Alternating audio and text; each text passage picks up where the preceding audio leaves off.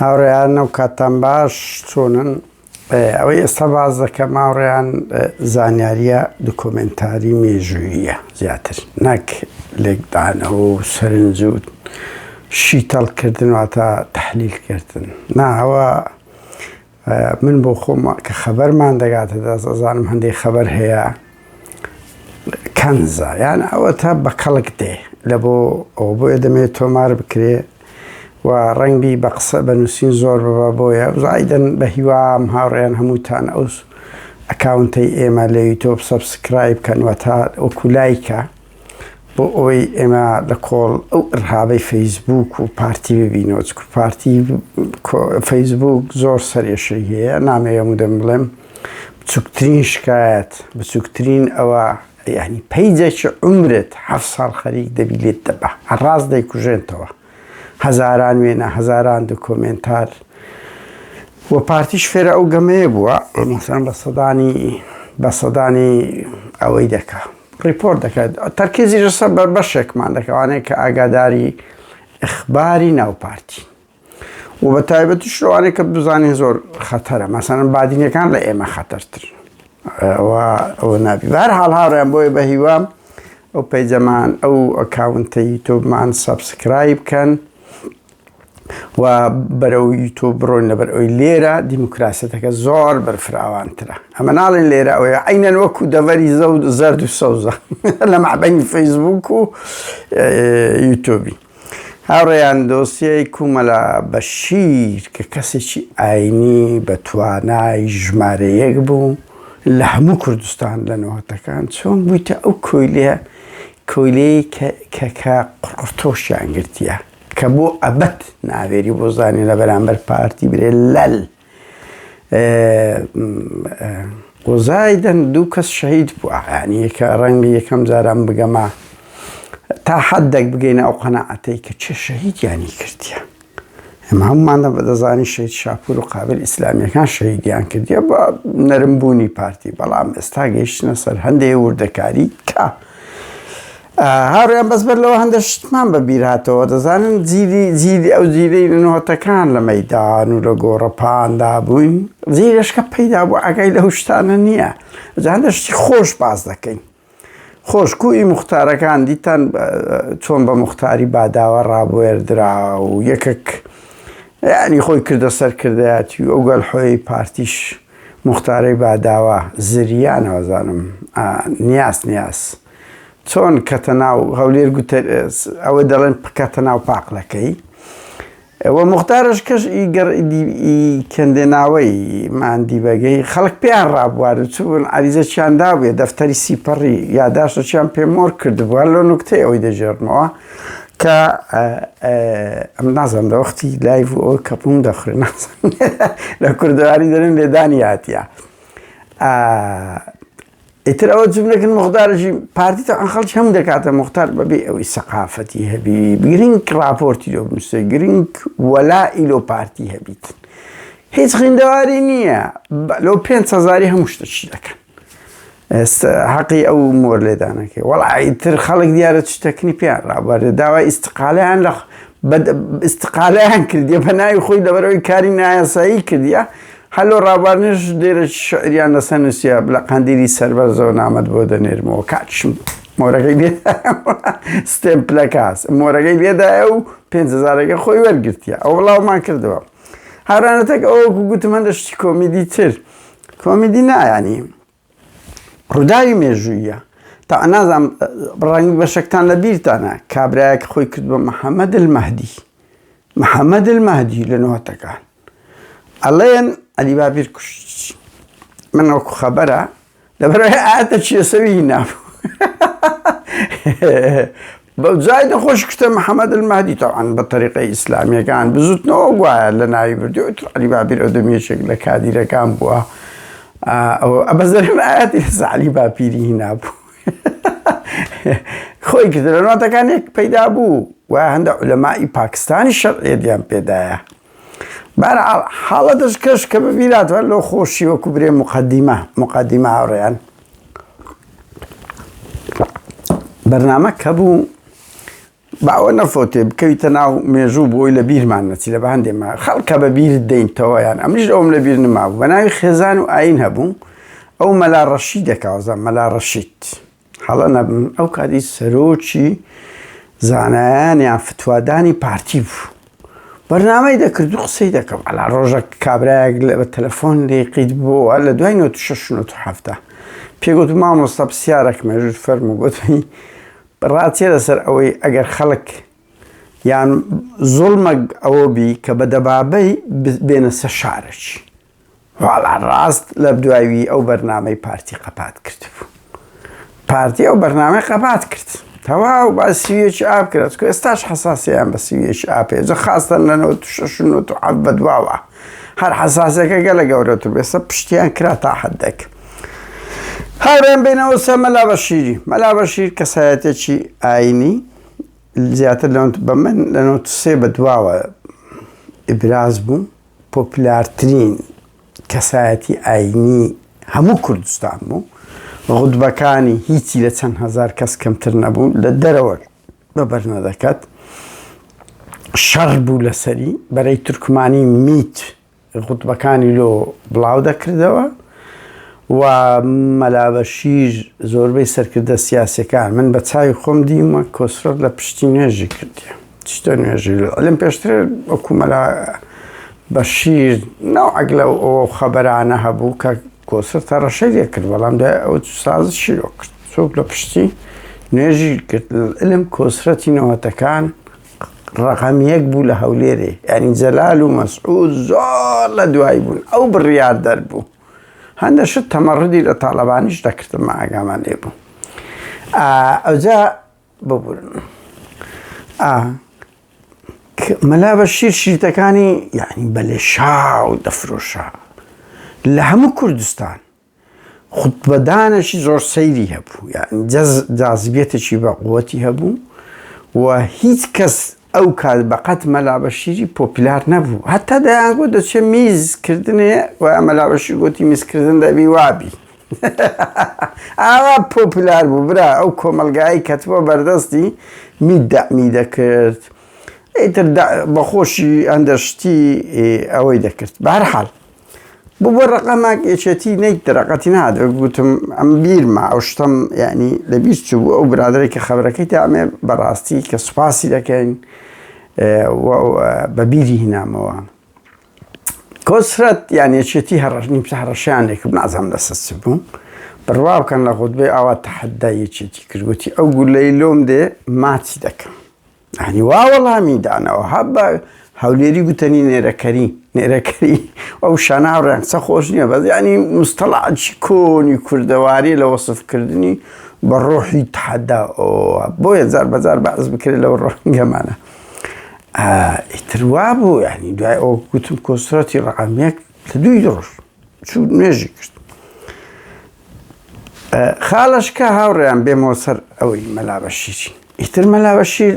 لە قۆناغی دوای سویەکی ئاب پارتی تەبعەچیە لێ ناگەڕێت کەسە بی بەس بەخۆی کەس هەمووی دەگاتە کۆیلا تەبعی وایە ڕقی لەوەی دەبتەوە یەک هێز یەک کەس یعنی ئیبرازبی حەساسیان پێ هەیە وەکو کەسایەتی هەر کەسێک دەبی بەس بەخۆیان بن بەس بەخۆیان ئیتر زائیدەن پارتی لە ئیسلامیەکان مەلا بەشیر بدات تەسلیمیان نەبوو وەکو مەلاغەنی وەکو ئەو مەلایکە ڕاوەستە مەلا ئەحمەدی خانەقای سلێمانی کەو دووە مەلاغەنی هەر نیمچە پاراستنەک بوو یعنی ئەو خەبەرانەی بەدەست ئێمە دەگەیشتەوە و ئێستاش تاکید ماکردەوە بە بەردەوام مەلاغەنی وەزان مرد بزوتنەوە بوو و کابرایەک بوو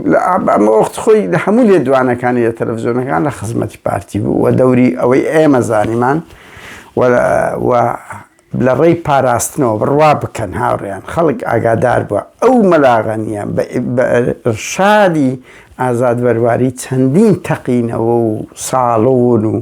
تیزاب و ئەوانە بە گەنجە ئیسلامیەکانی دەکرد پاراستنەوەی دەکرد بە تایبەتی لە دەڤەری ئەو دەمی ژێردەسەڵاتی یەکێتی کە هەولێر بوو تەخریباتی زۆر دەکرد لە بۆ فەساد لە بۆ تێکچوونی ئەمنیات و زایدنەوە بەرنامەی هەم پاراستن هەم ئەو ئیسلامیەت تونندڕەوانە مەلاغەنی یەکێک لە هەموو بزوتنەوەش دەزانن بزوتنەوەی ئیسلامیەکانیش دەزانن کە بەناو بزوتنەوە بکۆ ئێستا لە ناو شێخ زەعفەر هەر بەناو یەکێتیە مەلا بەختیار بەناو یەکێتی مایە ئێوە دەمیش مەلاغەنی وا بوو یعنی هەمووانەی لە بیریانە ئیتر مەلا ئەحمەدی خانەقا و مەلا بەشیر مەلا ئەحمەدی خانەقا وەزانم ئەحمەد شاوری پێدەگوترا لە سلێمانی ئەو دوی کڕی گرت ئیتر پارتی بەس ئیشیتی دەگەڕێ کو ئینسانەشی بکاتە کۆیلێ خۆیان کوردواری خۆمان گوتنی حیزیە مەلا بەشیری پێ نەکرا بوو ئیتر کەمینیان لۆ داناوە یان بواریان لێدا مەلا بەشیر لە کەیسی شەهید شاپور و قابیل تێکەت کە من ئێستا ئەوە باز دەکەم هاوڕێیان بڕوا بکە وەکو گوتم قەدری دەزانم و ئەوە دوکۆمێنتە بەڵام ئەوە مانای ئەوە نییە هاوڕێیان یەک سەرنج بدەم قسەی کۆتاییە لە ئەوکو هەر کەسە کتابێک دەنووسی سەرنجی خۆی لێکدانەوەی خۆی لە تاریخ ئەمە لە تاریخ دەزانین ئیتر ئەویت کە دێ مستەنەدادی یعنی سەرچاوەی تر بەڵگەی تر پیشان دەدا ئەوە وەکو یەکێک لە سەرچاوەک دەبی کە من کە ئەو سەرچاوەی بە منی گوت ئەزانم قووەتی خەبەری و سەرچاوەیی هەیە یعنی ئەوەیە کە نەک ئەوە بی فەلبی جێلێبی کەسەکە لە نزیک ڕووداوەکان بە بە هەروە بڵێم کادێرەی پاراستن بووە وتی لەوەی تێکەت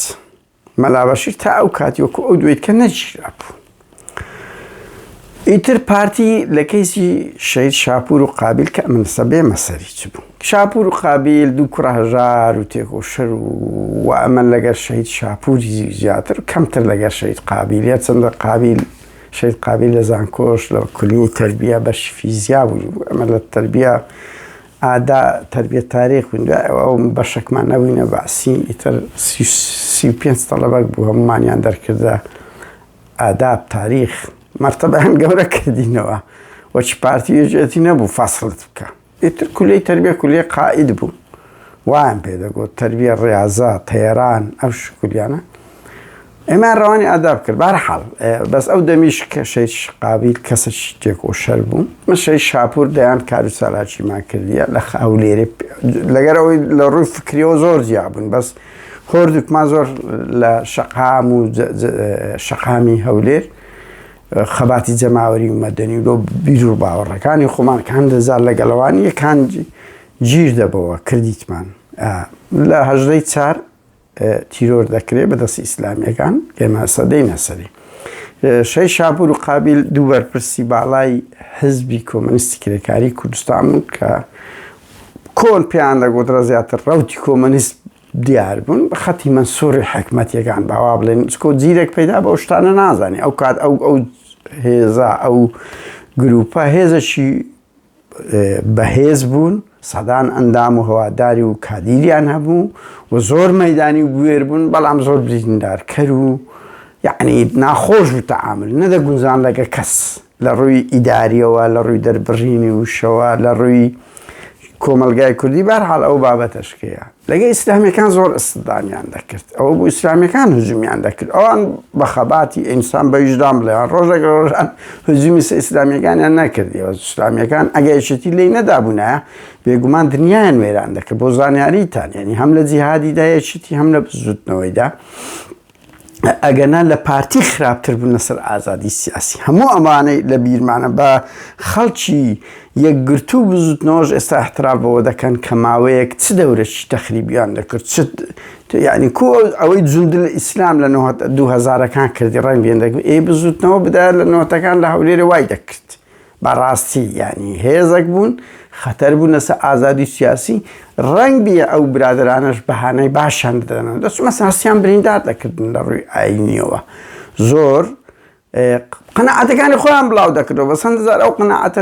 سابی هەستی ئەوەی کێیە و غازە ئیسلامی قبوڵی نییە تو ڕەخنەی زۆر تون لەسەر دین بگری و لە بەردەستیشی بی دێم دەگەی و چێستانیە ئەوی کاسپیرمان لە یادیە هیچیان پێ ناکرێت ڕەخنە لادیەکێک بگرین کاسپیر هەبووە فلام کارتۆنێک بوو کەس پێی نەدەشی هەموو جیری ئاڵتونیەکان بە بیریان دێ ئیتر ئێستادام زۆر دەبوو 1-2 هزمی سەقاعی میدیایان کرد ئیسلامیەکان واتە ئیسلامیەکان هجومیان دەکردنە سەریان تەنجیان پێ هەڵدەچێن هەوڵی تیرۆرکردنی چەند کەسێکیان لەوانە فەرهاد فەرات لەوانە هاژین مەلام ئەمین بووە بزانم لە سلێمانی بۆ شاپور قابیل ئەوانە هەموو تیرۆری سیاسی ئیسلامیەکانن نەک ئی پارتی وێچێتی زۆرتر ئەوە بوو کێشەیەک لە یەکێک لە هۆڵەکان لە کۆڕ و سمینارێک ڕوویداوەزەم لە کۆمەڵی ئافرەتانیان هەبوو شتە شیوان هەبوو ئەو برادرانی کۆمەنیست هاوڕێیانە دەنجی داوە ئەو بوو مەلا بەشیر خوتبەی لەسەردا لە خوتبەکەی قەزیەکە هەندە گەورە بوو مزگەوتەکان ئیسلامیەکان بەهێزن هەموو کات هەزاران مزگەوتیان لەدەستەوە ئەو دەمی واش کلک و باڵ نەکرابوون ئەو هاوڕێیانە ینی جملەی وایان دیارە باز کردیە کە ئەمە دێتە بیرم ینی بووە حەدەسەکی زۆر گەورەی نزیک 2 هەفتە لە 3 هەفتە ئەو پارتیش ئاگرەکەی خۆش دەکرد نەمابینی هەردوو لایەن مەسەرەن گۆڤاری گوڵان هەبوو لە مانشێت لە پەڕەیەکی دانا من دێتە بیرم وتە و لێدوانی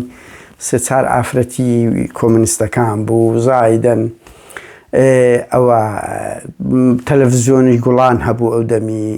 ئیبرازی دەکرد تەژیعی دەکردنە زەدی ئیسلامیەکان تا ئەگرەکە خۆشتر بیتن یعنی ئەوە بوو ڕۆژێک هەستان لە 1970 بەیانەیە گوتیان شەهید شاپور و قابیل شەهید کرا بەڕاستی کارە سات بوو 2 کەس بوون ئەمن لەگەر ئەوی لە ڕووی فکریەوە لەگەن مەڵام 2 قارەمان و ماندی و کوڕە هەژار و تێکۆشەر بوو ئەلێرەدا کە کەتنە بەرێ مەلامەشیر قورتۆکی ژیرە و من ئێستا دێمە سەر ئەوەی چۆن مەلا بەشیر دەوری هەبوو پارتی بەڵگەی هەر من هەر ئەوەندە دەتوانم بەڵگەی 100 تقریبەن 80 لەسەر تیرۆری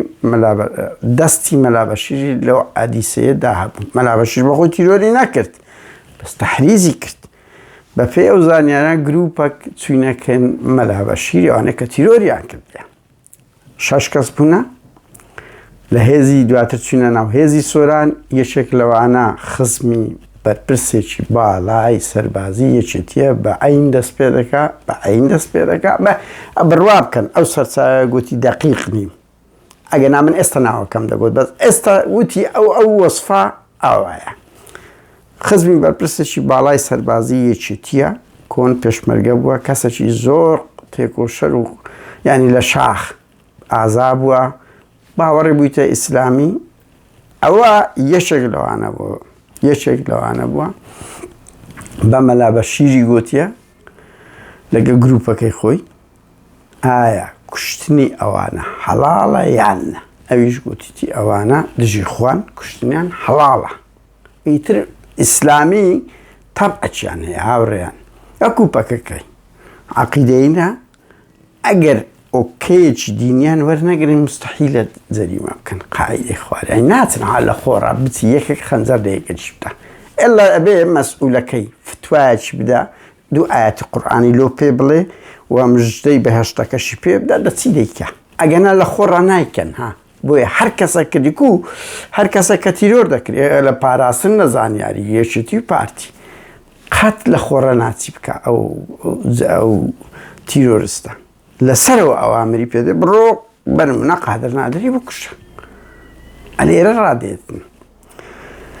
ئەوە بەڵگە لە بەردەستی پاراستن بووە لە بەردەستیان بووە کە مەلا بەشیر ئۆکەی کردیە کە تاوانەکە ڕوویدا و پارتی غوتبە و لێ مەلا بەشیر ئەو دەمیشتنەوە ئەگلە تەلمیحیدا لە غوتبەکەی ینی لەو ئەوەیدا کە ئەوانە کافرن زدی خوان مسلمانان نابی لێیان قبول بکەن ئەوان هەموو بۆ دکۆمنت ئیتر پارتی مەلەفی دادگای لەسەر کردەوە مەلا بەشیر لێرەدا تەسلیم بوو بەڵام ئەمن شتەشکە بڵێم بەر لەوەی کو تەسلیم بوو ڕۆژێک فازڵ میرانی بانجی کردیە مەلا بەشیر دەزانم ئەو دەنگەی جێرێ ڕادەگریەوە بۆیە پێت دەڵێم بزان ئەگە قسەکانم غەڵەت بوو وعد بێم داوای لێبوردن بکەم بەڵام ئەمن دڵنیام وایە چکان دێ سەرچاوەم هاوڕێیان نەوعی خەبەرت دەداتێ چێ نییە کووە ینی باگراوندەشی چی هەیە ڕەنگیش داری وایە غەڵەت بین ئەمە ڕەنگیش بس من دڵنیام لەو ئەوەیە چکو بەش ئەو نوع تەلمیح کە باز دەکە ئەو هەموو خەبەر و شتەی و دەماکە خەبەر بە ئێمە دەگەێنی خەبەرەکانی دەقیق بووە. فازڵ میرانی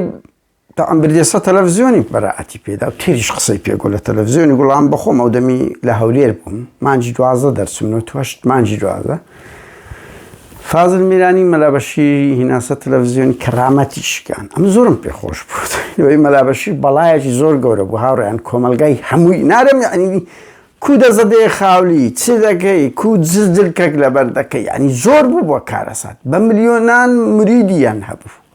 تووەر ئەمەش کەسێکی پێشکەوت خواست بووین یعنی ئیتر خراپ کەرامە زۆرم پێخۆش بۆ ئەو دەمی بەڕاستی بەڵام ئێستاز پێ دەکەم یعنی ڕاستە مەلابەشیر خەتەر و بەس وەسیلەکانی پارتیش خەتەرترە بەهەرحاڵ پارتی گرتی فازڵ میرانی وە گوتم هیناسە تەلەڤیزیۆنی بەراعەتی پێدا لە بەراعەتەکەی هەندێک ئاەتی قورئانی قسە لووسی هەیە ئەو فازڵ میرانی زۆر بە قسە زمان لووسە بەس لێی تیرۆستوو بێئەخلاقتر نییە یعنی بێئەخلاقی کۆمەڵایەتی سیاسی و لەگەڵی دەوڵەتی ئێرانیش بەینی زۆر خۆشە بۆیە هەموو وەفدەچی ئێران دەبی فازڵ میرانی تێدابی دەبی فازڵ میرانی تێدابی و ئەو تیرۆرانەی بادینان هەتا 1995 هەمووی فازڵ میرانی کردیتی جەلادەکە بڕوا بکەن جەلادەکە دەبێ بۆ ئەبەد لە بادینان و کوردستان فازڵ میرانی ئای ئەگەر ڕۆژێک دەکەویە بەردەستمان ئەزانن شەید ڕەوف لێ بردی لە بۆ میت لە بۆ پارە تو کابراایکی زۆر تیرۆریستی یعنی ئەو شەبری قەدارانە لەسەر ئازادی و دیموکراتی کو شەرم بە خۆت ناکە وەکو داعشێک بێ بازی دیموکراسیەت بکە فازڵ میرانی ئای ئەگەر ڕۆژێک دەتگرین لەو ئەوڕۆپایی ئەوڕێیان فازڵ میرانی بەس بەر لەوەی بیباتە سەر تەلەڤیزیۆن و کەرامەتی مەلابەشیر بشتێنی لەبەر چاوی دەیان کادیری پارتی و چەکدار و پاراستن پێی گوت بوو مەلابەشیر وەرە ئەمە باش دەزانین ئەتو کە مامۆستا بووی ئازام لە مەعەدی مامۆستایان بووە چەند فەزاعەتت هەیە و بە لە گەنجی شاڕیان لە گەنجیش دیارە ئەو گەنجی ئینسان زۆر ناکرێ من زایدن ئێستا خێزان و منداڵی هەیە زۆر هەمووشت باز ناکەم بەڵام لە گەنجیش کاری زۆر قێزەوەنی کردیە ئەوە نەبوو ئەو مەلابەشی بەس ئەوە دانان گەنج بۆ عومرەکە چکو هەموو کەس لە عومرە هەڵا دەکا کەم و کورتی هەیە هەموو شتێک دەی بگەڕێنەوە سەرخۆی زایدەن پێی گوت مەلابەشیر ئەمە باش دەزانین ئێوە چەند کەستان ڕەوانی بۆستنێ و هەر سکتکۆ دەمی ئەو کێشانە هەبوو شیشان ئەوغانستان کردیە ئەنگۆ ئەوە تاوانە ئەمە باش زان مەلابەشیر ئەنگۆ دەستێ لە تیرۆری شاپور و قابیل مەلەفەکەشت حازرە دەتوانین ئێستا بدگرین ئیتر کە مەلابەشیر ئەو شتانەی ژێرێ دەبی بڕوا بکەن ئەو دە پێی گوت دژاتی پارتیش دەکەی دوو تفیشی لێ کرد بوو وایە نەمەلابەشی تفیشی لەبەر چاوی خەڵک لێت کرد بوو لۆ کەرامەت شکاندنت هاوڕێیان بڕوا بکە ئەمن ئەو جملانەی دەڵێن خەڵک ئاگای لێ بووە دانی ئەوە نییە گوتەی کەسەش بی قۆباڵ بە ویژدانی ئەو کەسەش کە من دڵنیام تا حەدێک لەوەیەتی هەتاوایەتە چیرۆخین بۆ ئێذا جاء الفاسقون نازانم چەو با هیوام ئیسلامیەکانەوە بی ئیتر مەلابەشیر تەسلیم بوو حتا دەڵێن گروپەکی نهێنی هەبووە بە گرتیدایە پاراستن داوای لێ کردیە بۆیە مەلابەشیر وەکو ئەو سەرچاوەیە بە منی گوتی بڕوا بکەن ئەوەندەی مەلەفی مەلابەشیر هەیە ئەوەندە مەلەفی لاهور شێخ زەنجی نییە لای پاراستن ناوێری برێ لەل مەلابەشیر بازم ماوەیەک هەڵات لە دەست پارتی چوو بە سووریا بە وەسیلەیەکی زۆر قێزەوەن هینایەنەوە بەداخەوە هەندێک وەسیلە ئەگەر لەگە بەرامبەر دژمنەکەشت بکرێ دژە فکریەکەت ئەمە پێم وابوو بەدەلەوەی مەلابەشیر کە تحریزی خەڵکی کردیە لە بۆ کوشتن و بەشدارە چکو بەشداری کوشتنەر ئەوە نیە ئەوی لێی دەدا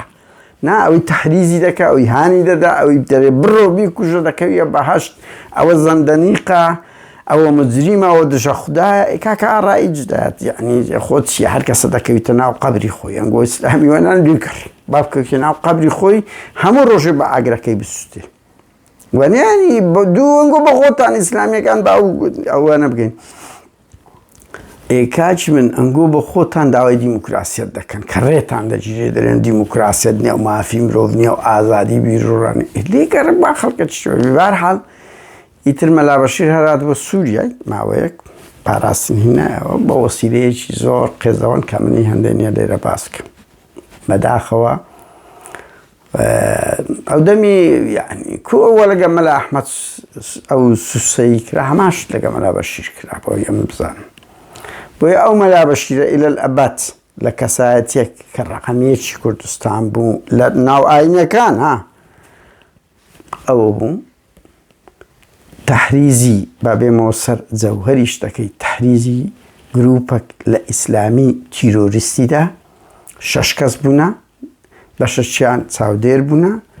بەشەشیان لیژنەی ئەوە بوونانی ئیمداد ئەگەر حاڵەتێک دروست بوو شەی شاپور و قاوز کوشەی شاپور من دەزانم بەردەوام دەمانچەی پێ بوو و هەوڵیشیدا بوو دەست بکاتەوە یان حاڵەتێک ئەوان بە فریای بکەون دوو کەس چاودێر بووە لە پێش دەرکە لە ئەسواق ومەرا بە ڕۆژی ڕووناکچوو بوون لێیان دابوون دوای بە تەکسیێک ڕۆیشت بوون یەکێکیان سەری ماش و برنج بووە بەس ئەوەی لێیدایە گومان لەو کۆنە پێشمەرگەی یەکێتی دەکرێت کە بوویتە بزوتنەوەی ئیسلامی و خزمی مەسئولی باڵای یەکێتی بەرپرسێکی سەربازی یەکێتی کۆسرەت نییە لەوی کەمترە هیچ کەترە من دەقیق نیم بۆیە ئەگەنا ناوەکەش دەدام بەس ئەوی بە منی گوتی بە عین دەست پێ دەکاتن لۆ دەپرسم دوو ڕۆژە هێشتا ناوەکەمان دەقیق وەرنەگرتیە بەڕاستی بەڵام هەموو کەس دەزانی جعفەر شەل نەبوو جعفەر شەل ئەو کەسە بوو بزوتنەوە بوو نۆتسێ بە تاقتەنێ لە مەعمەل تووتنەکەی لە هەموو هێزیەکێتی خڕ بۆ دەرەقەتی نهات ناڕێیان یعنی ئەمە لاولێر بوون یەکێتی لە بزوتنەوە ئیسلامیدا پێشمەرگەیەکی کۆنی یەکێتی بوو بۆ بزوتنەوە یعنی شەڕەشی کرد بەڕاستی هەیبەتی یەکێتیشکان بە تاقتن ئەوە بوو ئەو نییە کەشکەرە ئەوە بەسمانای ئەوە نییە من هاوڕێیان دەرێم مەسەلەکە و هیچدانە بەس ئەو برادرە گوتی ئەو کەسە لێیدایە لەگە یەکەشکە یەکەکیشیان ئەوێن بزانم ماشوو پارتی هاچی کرد کەمەلا بەشیری ئەوە کرد هەولێر گوتنی با کرک و باڵ کرد باوا بڵێن ئیتر هەستا دوو کوڕە فەقیری هیناوە دوو کوڕە فەقیر ئەوەشی لۆ باس کردم و سەر چاوەکە کە ئەو دوو کوڕە قۆمبەلەیان فڕێدا بە ناو ئەوە چی گەنج بوونەم تەئسیری ئیسلامی بوونە تەحریزیان کردینە ماوەی قۆمبەلە فڕێدرا دوکانەکانی مەیوشتی والا گیرا بوون هەڵا گوتیان داک و بابت دەینین ئینابیان ئەگەر احتراف نەکەن ناڵێن ئەمە ئەو دوو کەسەمان کوشتەکەیەکە چ تەلەڤیزیۆنی بڵاو کرا ئیترعالیش لەژێر هەڕەشە و تەعزیب و هینانی داک و باب دوو گەنج بوون تا ئەوە بوون احترافیان لەسەر ئەو تاوانە کرد کە ئەوان شەی شاپور و قابلیان کردبوو بەڵام دوای وازام لە مەحکەمە بەیاندابەوە و شایدەکانی هاتبوون لە بە ئەوەی هەموو گوتمیان ئەو دوو منداڵە نەبوونە یەکێک بۆ سەری ماش و برنج بووە عمری ڕەنگی ئەو دەمی 35 ساڵ بیتن ئابزانم لەو عمرە بوونە ئەو دوی ئەوە بوونە ئەوەتیات بوونە خوارێ ڕۆیشت بوون ناڵە ماوەیە کو پارتیەکان بە ڕۆژ ڕووناک تیرۆر دەکەن یەکێتەکان کردیتیان ئاوا بوون ئیسلامیەکانیش بەهەرحاڵ بەداخەوە ئەو دوو کوڕە شەهید بوو بۆ مەلا بەشیریش لەو ڕۆژیەوە بوویتە کۆیلەیەک یار 24 کە ئیلەل ئەبەد ناوێری تا پارتی هەبی ناوێری برێ لەل وایە نا مەلا بەشیر هەر دەبی ئەو دەورە بینی و بۆ ئەبەد ئەتو تاوانباری لە بەرامبەر کوشتنی ئەو دووە ئەو دوو کوڕە هەژارەی کە لەگەر هەموو خلافەشی فکریتیان بەزانە مرۆڤی پاک و دڵسۆز بوونە دوو کوشتنە یعنی کوشتن هیچ عزرێکی نییە گۆ لای من ئینسانە یعنی من بڕوا بکەن ئەگەر داعشش بکرێ پەروەردە بکرێ نابێ بکوش ئینسانە ئینسان یعنی ئینسانە چکو زۆر لە داعشە کاکە نیوەی بەشەشی گرنگی لە عەلی باپیر و مەلاکرێکار کۆنە مارکسی بوونە دوای دەبنە ئیسلامی دوای ئینسانە دەگۆڕێ یعنی تو ناتوانێ ئەوە بی بەهەرحاڵ ئاوڕێیان ویستم ئەو ڕووداوە مێژوویە ئەوە بەشێک لە ڕاستیە ئەوە تۆمار بکرێ من لە ئاینداوان هەموو دەکەمە کتاب بەڵام وەکو گوتم قسەی کۆتایی نییە دەکرێت سەرنجی لەسەر بکرێت دەکرێت بە دواچوونیت کە بکرێ دەکرێت وتكو أمل كردستان ندارجات شرعي معنى نا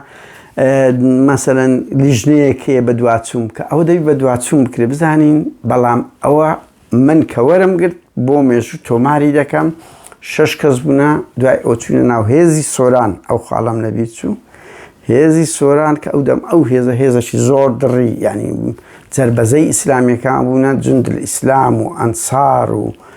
أو أنا لنا أو هذا درزبون شوين بجروان كتينا بهيوام أو دو كسي شهيد كردي أو وجداني هبيت وجدان تسي يعني رجال بقاته وقناعتي داوای لێبوردن بەلای کەم بکاتن و دان بەو تاوانەی خۆیدا بنێت کوتی دوو کوڕە هەژاریان کوشت کە ئەوانە بڕوا بکەن شەی شاپور و قابل هیچ کاتێک 100 دیناریان لەبەڕک نەبوو و لە بۆ خەڵکی هەژار و ئاوارە و ئەنفال زۆر تێکۆشان لۆ خەڵک لۆ دەنگە هەژارەکان لۆ ئازادی سیاسی هەتا ئەوانیش لە هەولێر بوون بەشەک دینەمۆی زولانە و ناڕەزایەتیەکان بۆیە مەلا بەشیر تۆ تاوانباری ئیلە الئەبەد ناوش دەکەویتە ناو تاریخ کە من ئەوە دەڵێ ماوڕێیان ئاوایە تاریخ ئاوایە تۆ ئەوڕۆ تاوان دەکەی بەڵام دڵنیا بە ناوت دەکەویتە ناو مێژوو بەس بە چ ناوعێک خەڵک زۆر وەکو مامە ڕیشە بەنمونە بڵێ وەکو مەسەلەن عەبدولخالق معروف وەکو کاکە دەیان کادیری تێکۆشەری کۆنی پارتی و یەکێتی کە لە شاخ کوڕی جوان بوونە ئەو دەمی ناویان کەتە ناو مێژوو دەیان نووسەر و ئەدیبی بە مووقف دەیان سەردەش و سۆران و کاوەویدا ناویان دەبینن ئێستا ئەوان ڕەمزەکەن لە هەموو ئیلە الئەبەد باسکردنیان خەڵک ڕێزیان لێ دەگرێت کەتینە ناو دڵی دەرونی میلیۆنان خەڵک خۆ مەلا مزدەفا و جەلال و مەسعود و برێم نەشیروان هەرسێکیان مردن بەقەت کاوە و سەردەشت و ویداد و شەید ڕەوف و ئەوانە ئەوە نین یعنی ناو خەڵک خۆشەویست نین تەواو لەبەر ئەوانە دنیایەک پۆخڵەواتیانە دوو خۆی بەجی هێشت مەسعود و ئەوانەش دەمرنمان خەڵک چاوە دوعا دەکە کەی دەمرن بەس ئێستاش هەموو کەسێک بە خەڵکی پارتی و یەکێتیش بە شەید سەردەشت سۆران و ئەوان ناوێری قسە بڵێ بەڵکو ڕێزیان لێ دەگرن هاوڕێیانە ویستم ئەو بەڵگە مێژوویە ئەو زانیاریە من 100 بارەی دەکەم ئەوە دەکرێت وەکو زانیاریەک بی من بە دواتچوونی زیاتر وەردەگرم هەوڵ دەدەین بە هیواشم ئەگەر ئەو کادرە ئیسلامیەی کە کۆن یەکێتی بووە چکو چەند کەسێک بوو نەهابووینە ئیسلامی ئەو یەکێتەکان ئەگەر نەیکردێ با پەیوەندی بەم کاتن زانیاریم داتێ بەس ئەمن دڵنیام لەوە ئەو شەرعیەتی لە مەلا بەشیر وەرگرتیە ئەو شەرعیەت شتە لای مەلا بەشیر پێی گوتیە ئایا کوشتنی ئەوانە حەڵاڵە یان نە کاتێکی خۆش